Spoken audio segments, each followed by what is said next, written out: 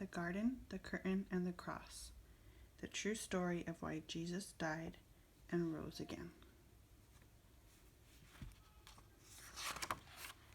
The Garden, the Curtain, and the Cross by Carl Lafferton.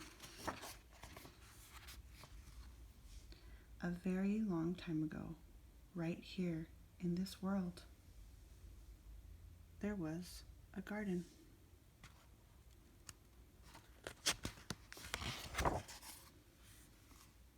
In the garden, everything was wonderful.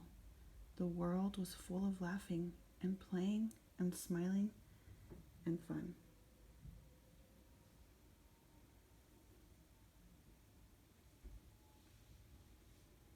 There was nothing bad, ever. There was no one sad, ever. And best of all,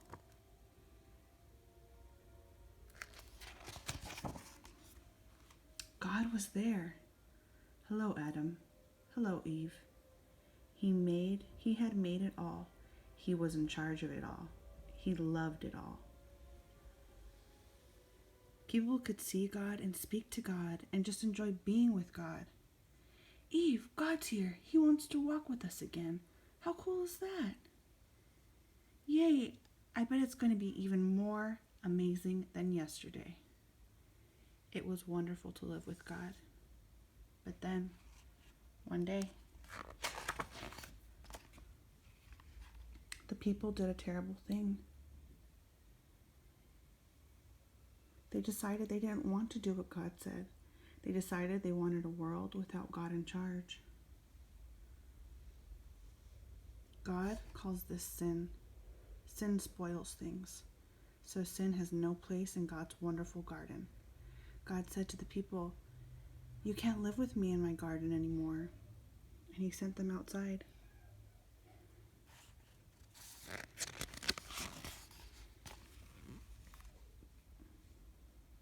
To show the people they had to stay outside, God put some warrior angels in front of the garden. The angels were like a big keep out sign. Now things were sometimes bad and people were sometimes sad. But people still kept sinning because they didn't want God to be in charge. So no one could come into God's wonderful place.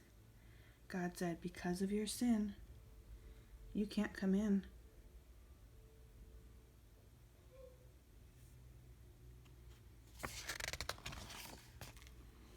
God wanted people to remember it is wonderful to live with him, but because of your sin, you can't come in.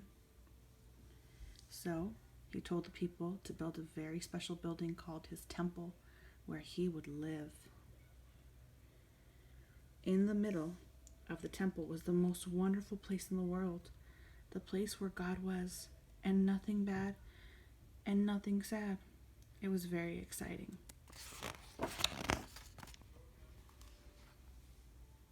But then God told the people to put a big curtain around this wonderful place.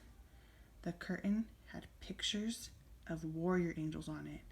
It was a big keep out sign.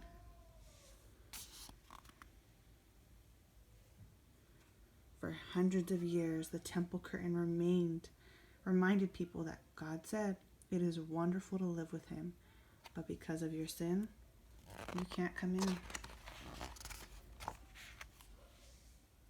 Babies became grown-ups and had babies, and those babies became grown-ups and had babies, and those babies became grown-ups and had babies. Hundreds of summers and winters passed, and the keep-out curtain stayed in the temple. Then, one day, God's Son came to live in this world as a person. He was called Jesus. Jesus always did what God said, and Jesus never sinned. And Jesus visited the temple where the keep-out curtain hung. Jesus knew that things were sometimes bad and sometimes sad. Jesus said that God had sent him to open the way back to God's wonderful place, where there would be nothing bad and no one sad. But people still didn't want to let God be in charge. So they decided to put Jesus on a cross to die. It was the most bad thing that has ever happened. It was the most sad day of all time. But Jesus had a plan. He had always planned to die on the cross. What a strange plan. Why would God's Son plan to die?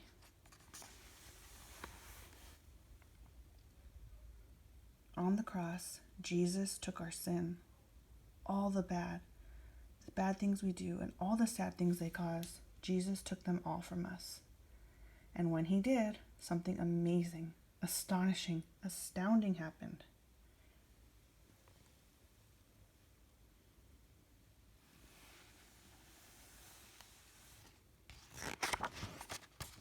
The curtain tore. God had ripped up the keep out sign. Ripped from top to bottom. God's wonderful place is open again because Jesus died. We can go in.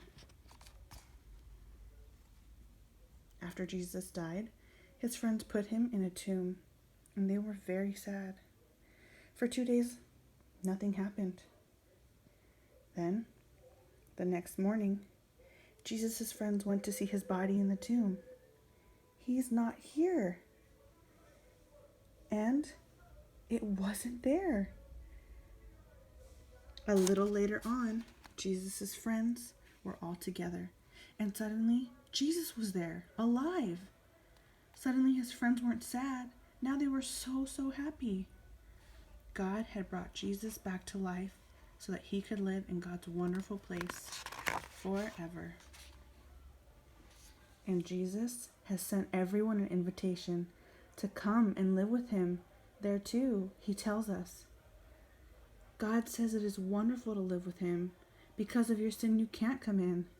But I died on the cross to take away your sin. So all of my friends can now come in. We can live with God forever.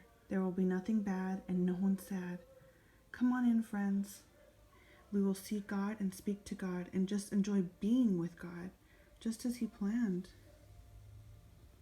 It will be wonderful to live with him, and it's all because of Jesus. We will say every day, thank you, Jesus. You're amazing. And you can start saying that today.